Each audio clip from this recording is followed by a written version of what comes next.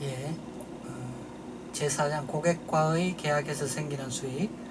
자, 오늘 마지막 시간으로 진행 기준 가운데 앞서 시간에는 원가 기준 진행률을 적용하는 경우를 봤는데, 이번 시간에는 원가 기준 외에 진행률을 적용하는 경우, 그리고 공사 손실이 예상되는 경우, 이 두 가지 경우를 보도록 하겠습니다. 그래서 먼저 원가 기준 외 진행률 적용에 대해서 먼저 생각해 보도록 하겠습니다.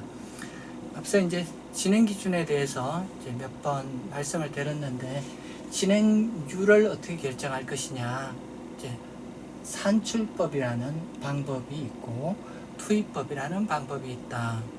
가장 많이 사용되는 방법이 투입법의 이렇게 발생 원가를 기준으로 진행률을 측정하는 것이다. 예를 들면은 발생 원가를 기준으로 전체 총 예상 원가가 있을 거고, 그 가운데 지금까지 발생한 원가가 얼마인지, 그래서 지금까지 발생한 원가를 기준으로 진행률을 측정하는 방법이 있을 수 있고요. 그래서 원가 기준 진행률 측정 방법이 가장 많이 사용되는 방법이고, 이거 말고도 이제 산출법이라고 해서 가령 이제 도로를 예를 들면은 100km 포장하기로 했다. 그 가운데 몇 킬로미터를 마쳤다. 이런 식으로 산출법이라는 방법도 가능하죠. 그래서 앞의 시간에서는 진행률 측정에 이제 원가 기준의 그 진행률 측정을 중심으로 봤는데, 이제 원가 기준 외 진행률을 적용하는 경우 한번 생각해 보도록 하겠습니다. 그래서 원가 기준 외 진행률을 예를 들면은 투입한 작업 시간이다, 기계 시간이다, 또는 물리적 완성 비율이다, 이런 것들을 기준으로 진행률을 측정하는 방법들을 생각할 수가 있고, 이 경우에 진행률은 어떤 작업 시간 등에 의해서 추정 작업 시간 총 시간이 몇 시간인데, 그 가운데 단기까지 몇 시간 투입이 됐다. 그래서 누적한 진행률이 몇 %다. 그리고 예정된 공사 원가가 얼마로 예상된다. 그게 이제 진행률을 곱해서 단기까지 발생한 누적 공사 원가가 얼마다. 예. 그래서 요 앞에 있는 거는 예상되는 총 공사 원가고, 진행률을 곱하면은 단기까지 원가 인식할 금액이 얼마다, 이렇게 측정하는 방법이 되겠습니다.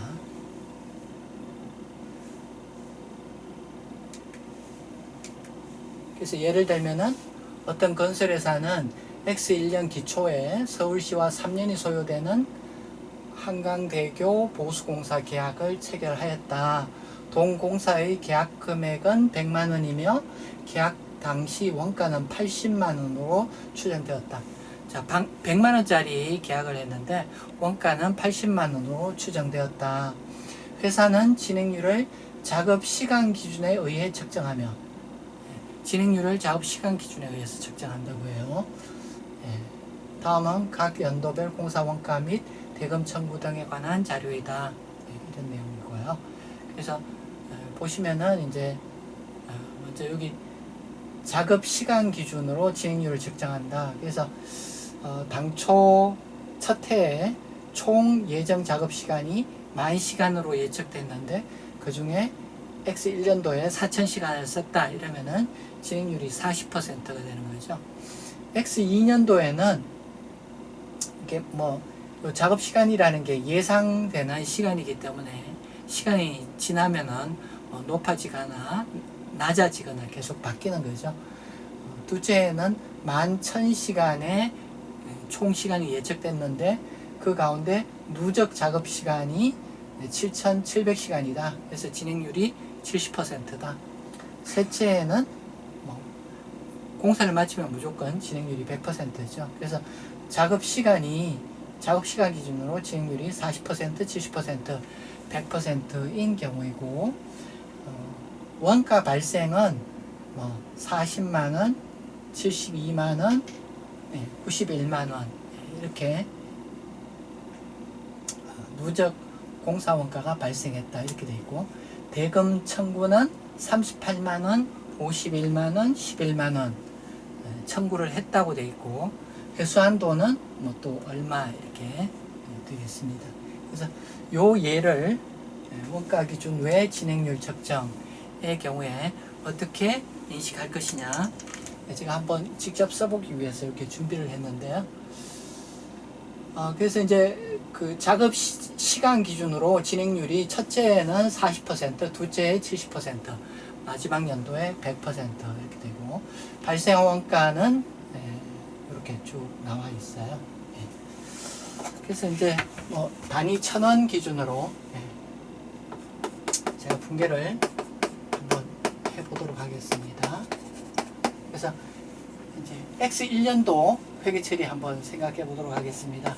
그래서 X1년도에 40만원 원가가 발생했다고 합니다. 그래서 이제 미성공사 40만원,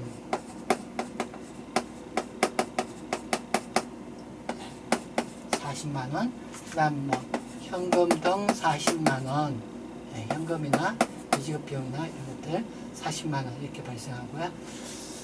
그 다음에 이제 수익 인식에 대해서 회계 처리해 보면은 뭐 공사 수익 또는 계약 수익, 공사 수익이 얼마 인식해야 되나요? 작업 시간 40%, 계약한 금액이 100만원이죠. 그러니까 100만원에 진행률 40% 적용하면은 40만원의 수익을 인식해야 되고요. 그 다음에 원가 인식할 금액은 얼마였나요? 원가 인식할 금액은 지금 진행률 40%이고, 그 다음에 여기 이제 예상되는 원가가 80만원이라고 이야기합니다. 그럼 80만원에 40% 적용하면은 32만원만큼 공사 원가를 인식해 줘야 되겠네요. 그래서 공사 원가는 80만원 가운데 40%에서 32만원이고, 차이는 이제 미성공사로 조정을 하게 되겠습니다. 미성공사 8만원 이렇게 되겠네요. 그 다음에 이제 청구한 금액이 아까 이게 뭐 38만원이라고 청구한 금액이 38만원이라고 했죠. 그래서 이제 공사 미수금 38만원, 그 다음에 공사 청구한 금액이 38만원. 자, 그러면 이제 미성공사가 얼마인가요? 미성공사가 40만원, 8만원 해서 미성공사가 48만원이고, 청구액이 38만원. 그럼 BS는 어떻게 표시가 되나요? BS에 표시되는 거는 그러니까 48만원만큼 청구할 수 있는데, 그 중에 38만원만큼 청구했으니까 자산, 미청구공사라는 자산이 10만원 표시되겠네요. 손익계산서는 어떻게 되나요? 손익계산서를 예를 들면 이렇게 수익, 그 다음에 공사원가 이렇게 한다고 하면은 수익은 40만원, 그 다음에 공사원가는 32만원 이렇게 되겠습니다. 그렇게 되고요.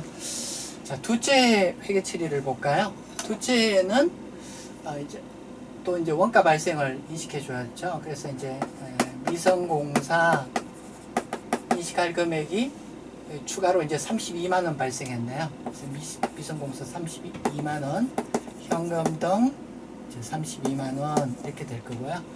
그 다음에 이제 수익 인식할 금액은 누적에서 70% 진행률이에요. 그러면 100만원에 70% 이러면 70만원 인식돼야 되는데요. 앞에서 이미 40만원을 인식했으니까 30만원만큼 수익을 인식하고, 그 다음에 공사 원가 인식할 금액은 예상되는 원가가 90만원이라고 하고 70%면은 63만원 원가를 인식해야 되고, 여기 32만원 인식했죠. 그래서 63만원에 32만원 31만 원을 인식하면은 누적해서 63만 원의 원가가 인식되고 차이만큼 미성공사를 조정해 줘야 되고요. 미성공사 만 원. 그 다음에 이제 청구한 금액이 51만 원이고 그 다음에 청구액으로 인식할 금액 51만 원. 둘째 해에 51만 원을 청구했다고 했죠. 그럼 미성공사는 1차년도 말에 48만 원이었는데 여기 32만 원 인식하고 31만 원 줄어들고 만 원 줄어들고 그래서 31만 원 추가로 인식한 거죠. 그러면은 79만 원 미성공사는 요 금액 그 다음에 첫째 해 48만 원 해가지고 미성공사는 79만 원 이렇게 되고 청구한 금액은 누적해서 38만 원, 51만 원 해가지고 얼마인가요? 89만 원이죠. 89만 원. 자, 청구한 금액이 89만 원이다. 청구할 수 있는 권리를 가지는 것은 79만 원이다. 이거는 지금 초과 청구액이죠. 1차년도에는 미청구 공사 자산 쪽이었는데 2차년도에는 부채 쪽에 초과 청구 공사라고 해가지고 79만 원하고 89만 원 차이 10만 원을 초과 청구 공사라는 부채를 인식해 주면 되겠네요. 자, 손익계산서는 어떻게 되나요? 2차년도 수익 30만 원, 그 다음에 원가로 인식할 금액은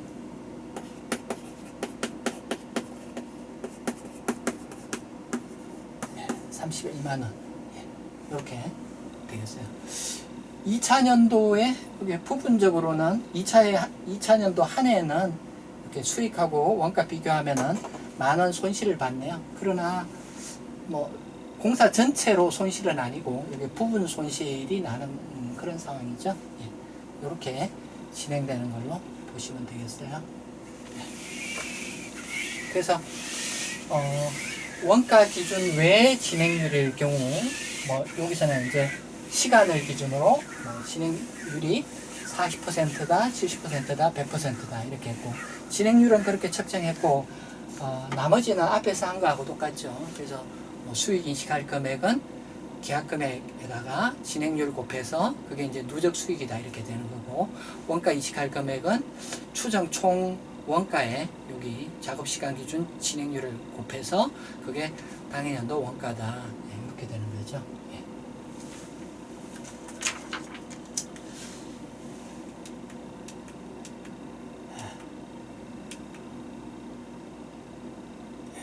여기까지 했던 거 이제 보시면 되고 자 이제 마지막으로 말씀드릴 것은 공사 손실이 예상되는 경우 공사 손실이 예상되는 경우에 대한 설명을 드리도록 하겠습니다.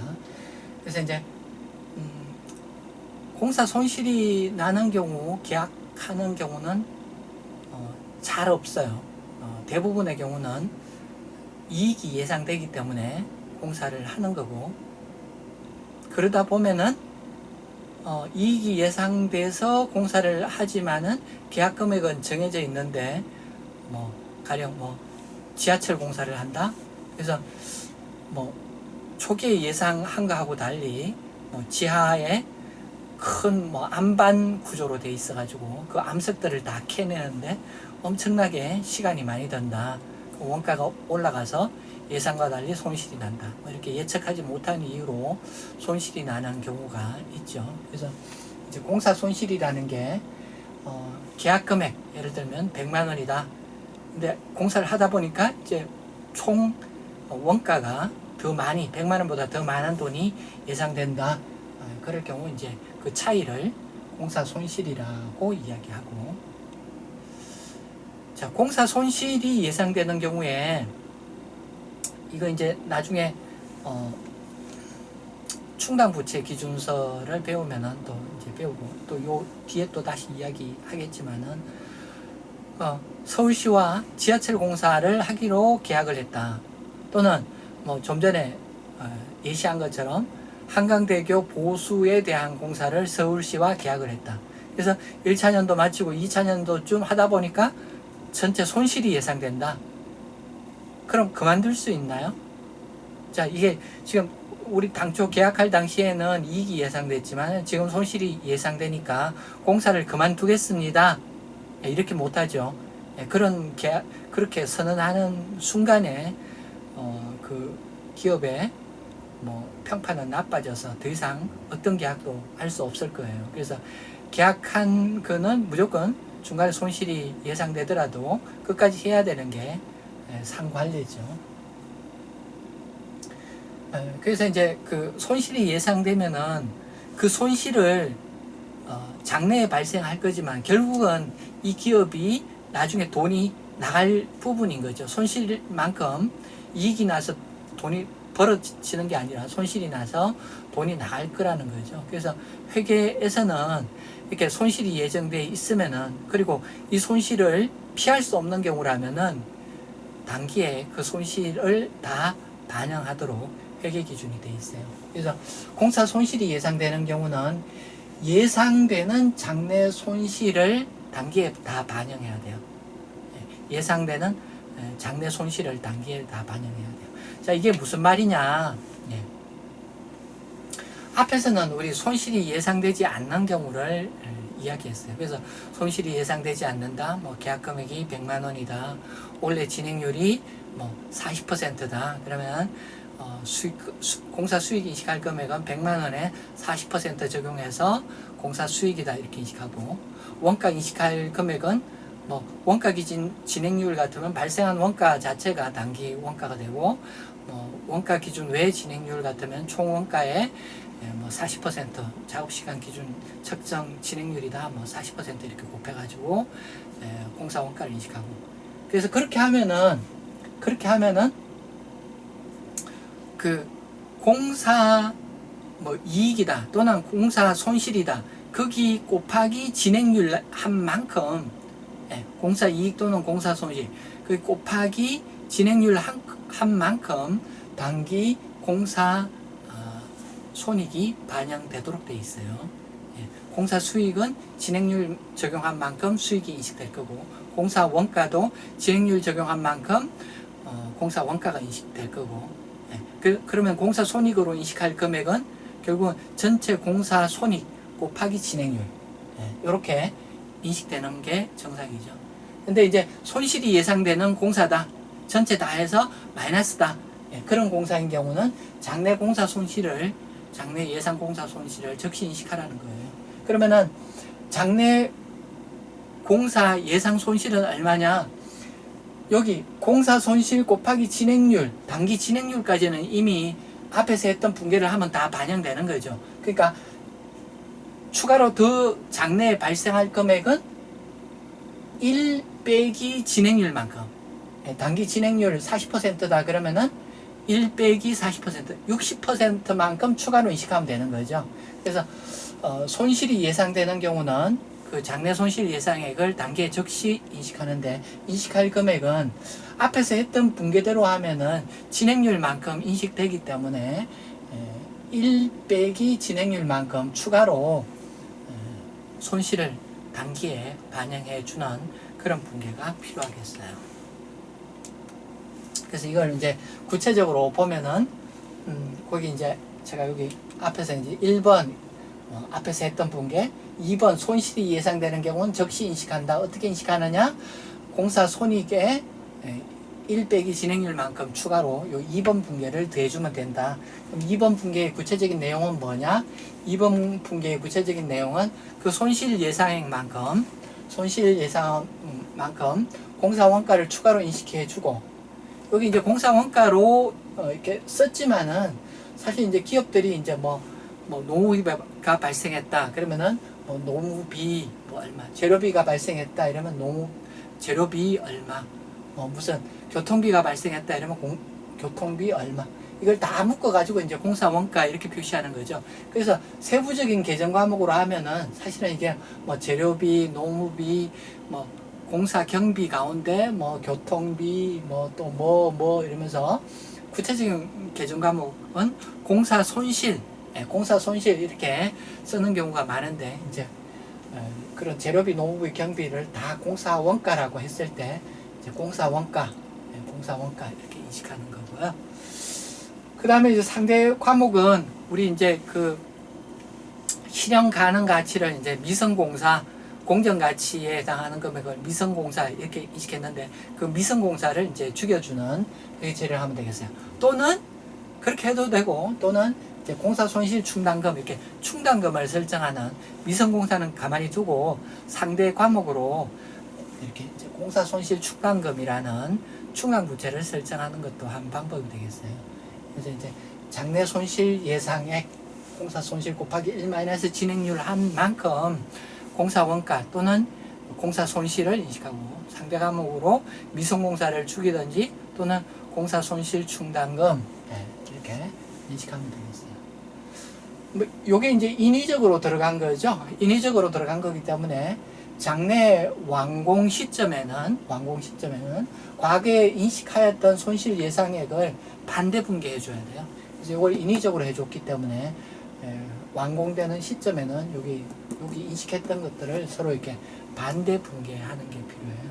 그래서 이제 정리해 보면은 공사 원가가 이제 그 정상적으로는 단기 뭐 진행 원가 기준 진행률이다라고 했을 때 정상적으로는 단기 발생 공사 원가가 원가로 인식되죠.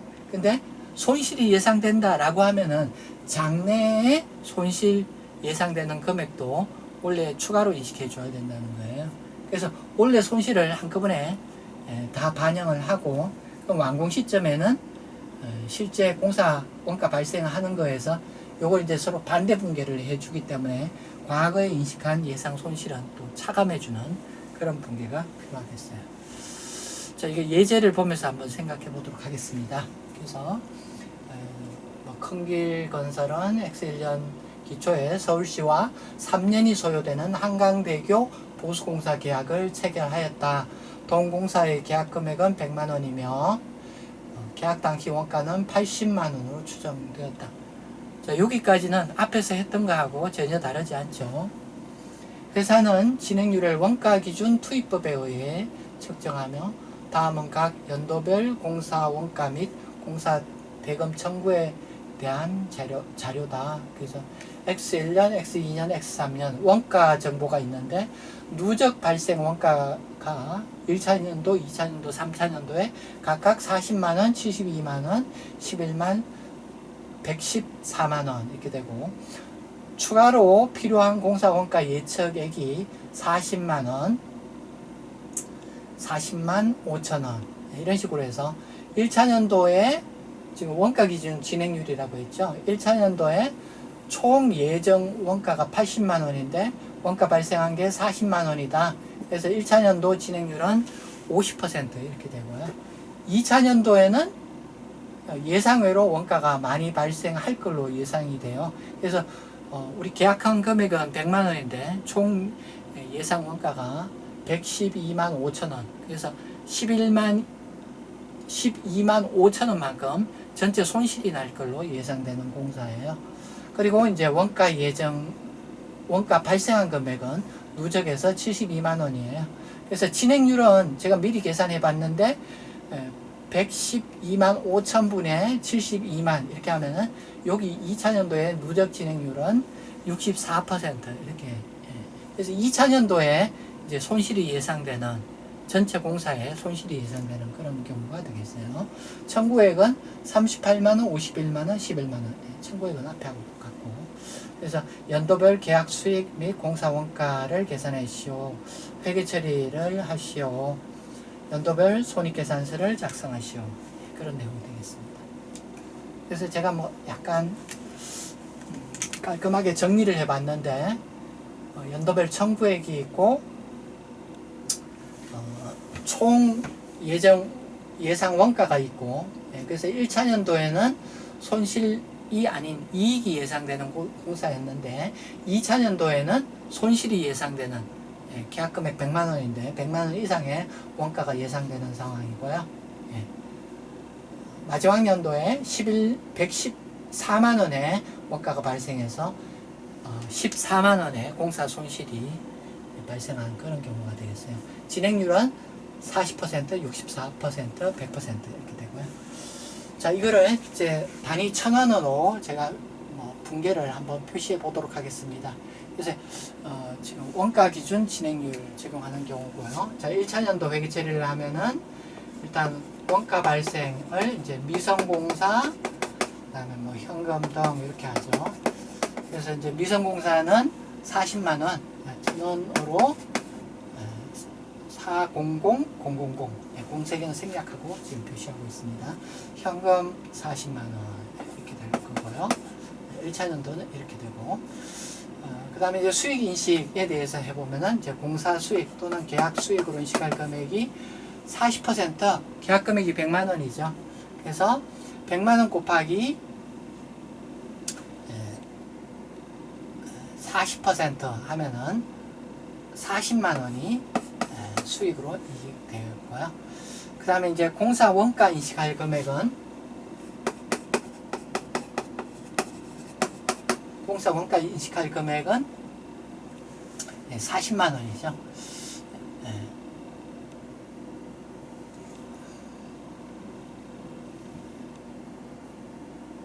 이 표시가 잘못됐네요. 여기 50%인데, 50%인데, 50%인데, 공사 수익 인식할 금액은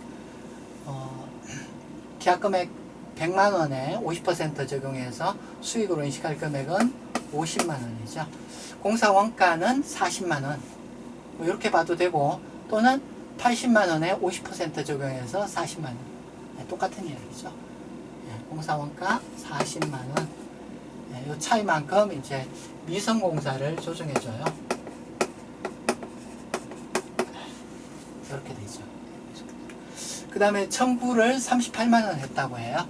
그래서 이제 미수금 38만 원 이렇게 하고, 그 다음에 이제 공사 청구액 38만 원 이런 분계를 해주면 되고요. 자, 그럼 미성공사는 얼마인가요? 네.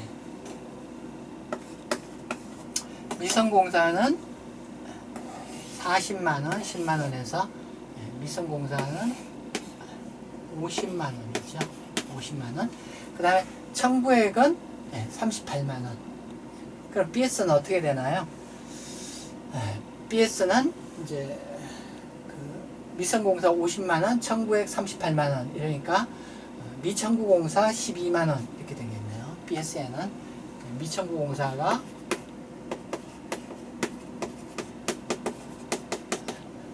50만원, 38만원에서 12만원의 미청구공사라는 자산을 인식해 줘야 되죠.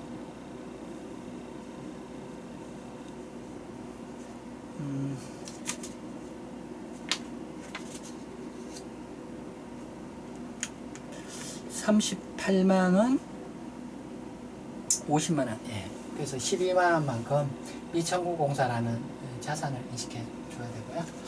그 다음에 손익계산서를 한번 생각해 보면은, 손익계산서는 공사 수익 또는 계약 수익으로 인식할 금액이 50만원이고, 공사 원가 인식할 금액은 공사 원가 인식할 금액은 여기 40만원 이렇게 되겠네요.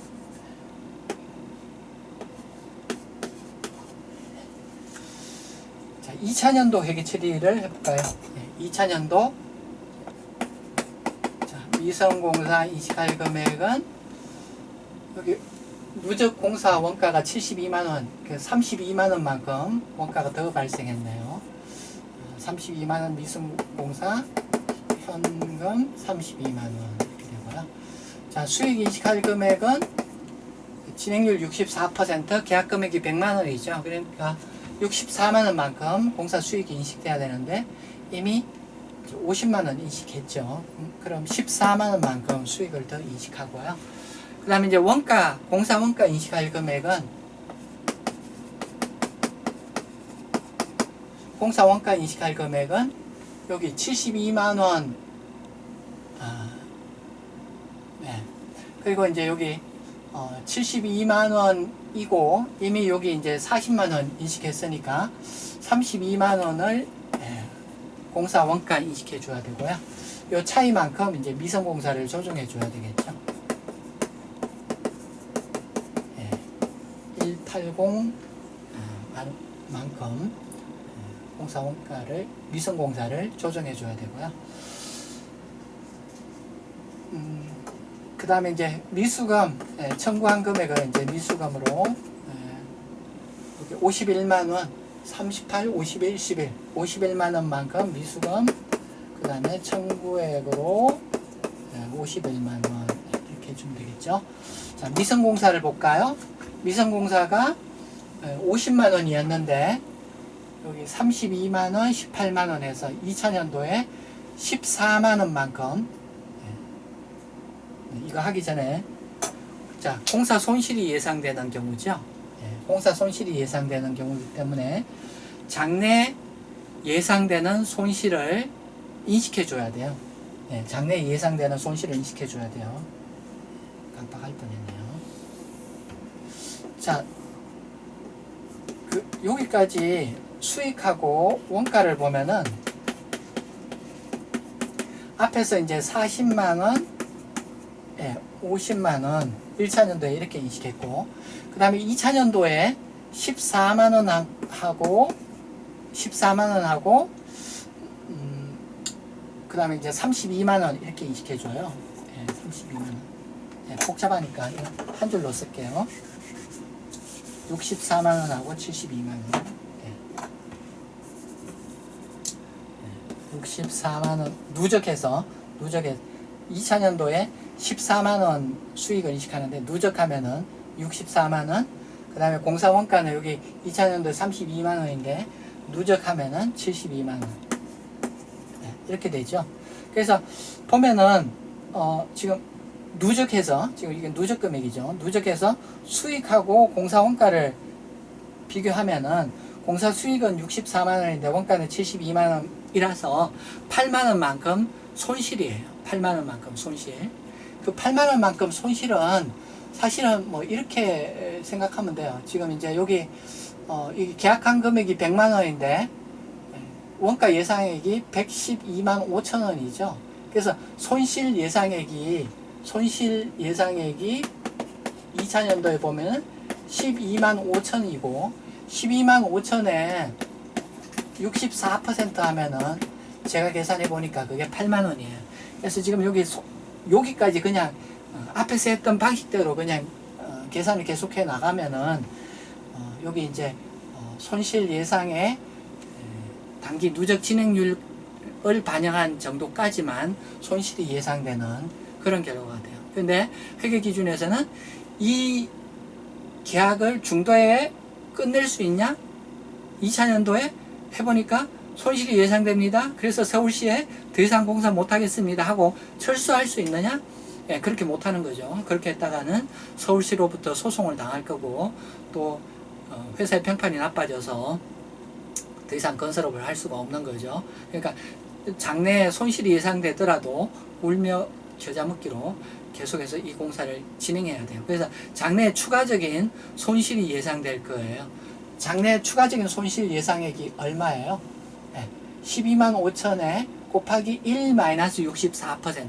즉 12만 5천 곱하기 36%의 손실이 예상되고 그 장래 손실 예상액은 장래 예상액은 요 8만 원 이외에 그러니까 이제 요 4만 5천 원만큼 이렇게 3차년도에 추가로 손실을 인식하게 되는데 그거를 회계 기준에서는 미리 인식하라는 거예요. 그래서 추가로 인식할 단계가 여기 더 있네요.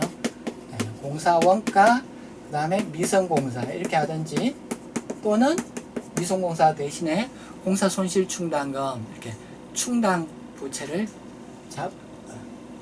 충당금을 잡으라는 거예요.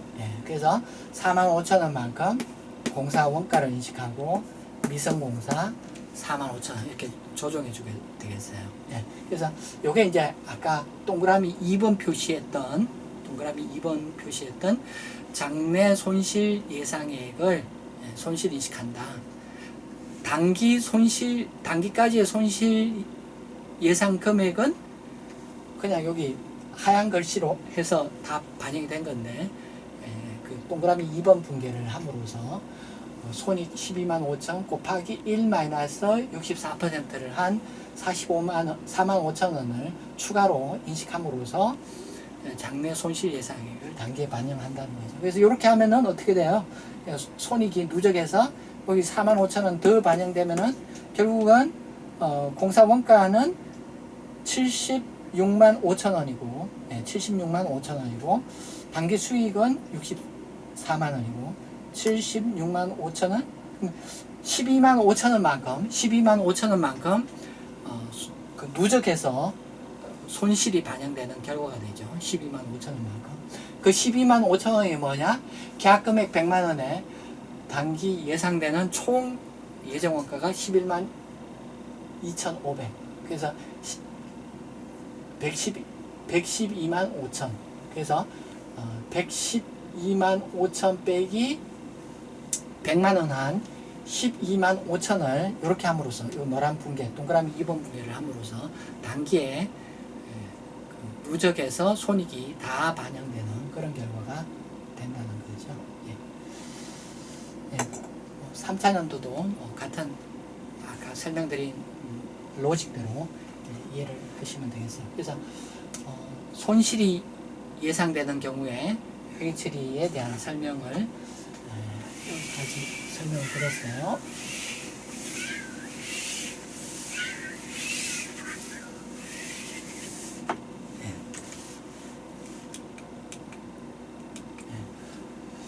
손실이 예상되는 경우는 예상되는 장래 손실을 적시 인식한다. 그래서 요 전까지 배웠던 방법대로 하면은 그게 이제 계약한 금액의 진행률을 곱해서 공사 수익을 인식하고, 그 다음에 그 원가 추정 총 원가의 진행률을 곱해서 원가를 인식하고, 그렇게 하면은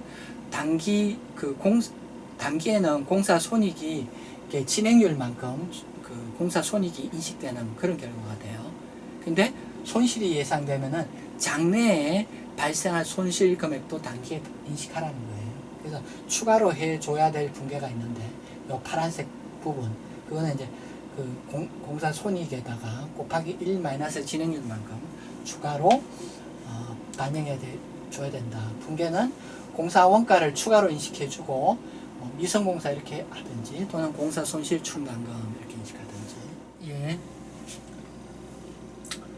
충당부채 관련해 가지고 추가로 이야기를 해야 될 게 있는데, 앞서 이제 공사를 이제 진행하는 과정에 손실이 예상되는 경우 손실을 얼마나 인식할 것이냐. 서울시하고 계약을 100만 원에 했다. 근데 2차년도에 예상되는 공사 원가가 112만 5천 원이다. 이러면은 2차년도 현재 공사를 마치게 되면은 12만 5천 원의 손실이 예상되는 거죠. 그래서 2차년도 회계 처리를 통해서 장래에 손실될 장래 예상 손실액까지 손실이 반영되도록 회계 처리를 해주게 됩니다. 그러므로 인해서 2차년도 말 누적 손익은 마이너스 12만 5천 이렇게 되는 것을 봤죠. 여기서 한 가지 이제 짚고 넘어갈 것이, 이 12만 5천을 측정하는 과정에 있어서 기준서에 약간 논의해야 될 사항들이 있습니다. 뭐냐면은 충당부채 기준서라고, 기준서 1037호가 충당부채에 대한 내용입니다. 예전 기준서에서는 건설계약 기준서, 건설계약 기준서에 그 공사계약에 따른 손실이 예상되는 경우 어떻게 회계 처리할 것인가 내용이 있었는데, 건설계약 기준서를 없애면서 이제 15호 고객과의 계약에 따른 수익으로 이렇게 하면서 이제 그 종전 건설 계약에 있던 그 내용, 손실이 예상되는 경우 회계 처리에 대해서는 충당부채 기준서를 개정해 가지고 충당부채 기준서에서 손실이 예상되는 공사에 대해서는 이 충당부채 기준서를 따른다 이렇게 규정을 하였습니다. 그래서 이제 충당부채 기준서에는 이게 이제 손실부담 계약이라는 부분에 가 있는데, 손실부담 계약이라는 게 뭐냐 하면은 예상되는 경제적 효익이 원가보다 적은 경우, 효익은 계약한 금액은 100만 원인데 예상되는 원가가 뭐 110만 원이다 이런 것들, 이런 경우 이제 손실부담 계약이 되는 거죠. 그래서 예상되는 경제적 효익보다 회피 불가능한 원가가 큰 경우, 그런 경우 이제 손실부담 계약이다 이렇게 규정을 하고 있고요.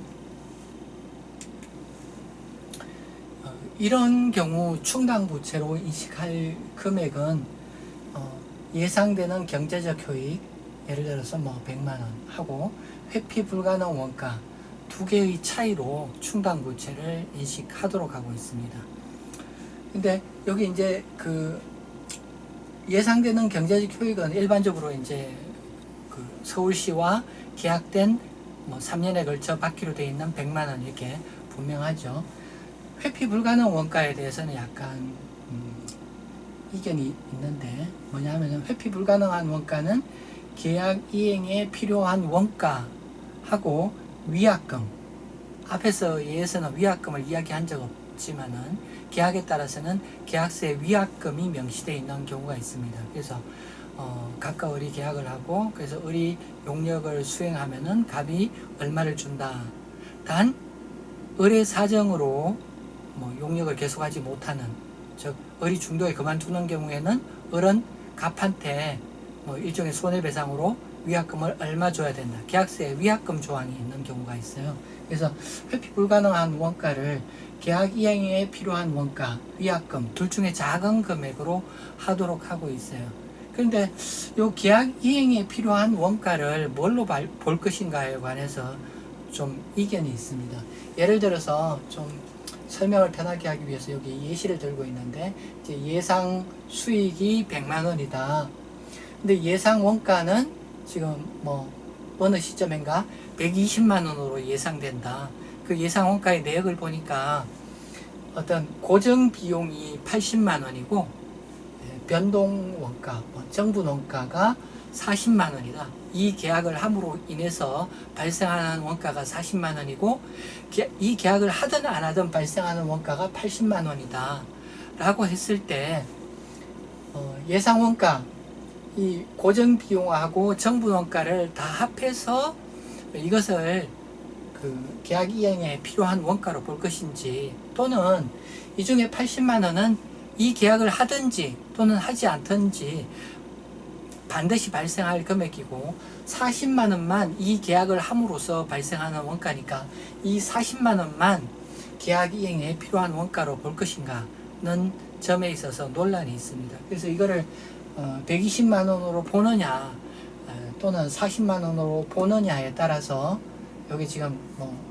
이거 하고 위약금하고 둘 중에 작은 거를 회피 불가능 원가로 보도록 하고 있고, 회피 불가능 원가하고 경제적 효익의 차이를 충당부채로 잡도록 하고 있으니까, 만약 이제 앞에서 했던 예시에서는 뭐 위약금에 대한 이야기는 없으니까 이건 생각할 필요가 없고, 그리고 계약 이행에 필요한 원가는 뭐 예를 들어서 뭐 112만 5천 원이다 이렇게 확정적으로 이야기했죠. 그래서 확정적으로 이야기했지만은 이게 이제 뭐 고정 원가가 얼마고 변동 원가가 얼마고 이렇게 따지기 시작하면은 머리가 아픈 거예요.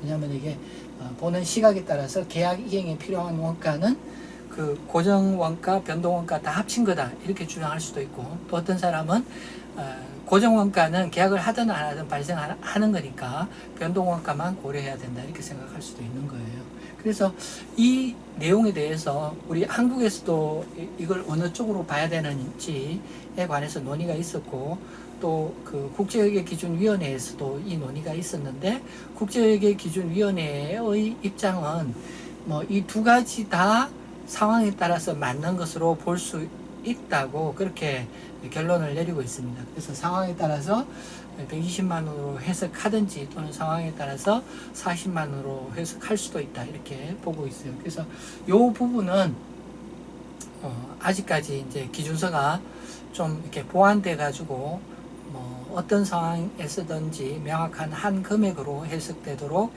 기준서 개정이 필요한 부분이다 이렇게 이야기할 수 있겠습니다. 예. 여기까지 해서 제4장 고객과의 계약에서 생기는 수익 살펴봤습니다. 네, 감사합니다.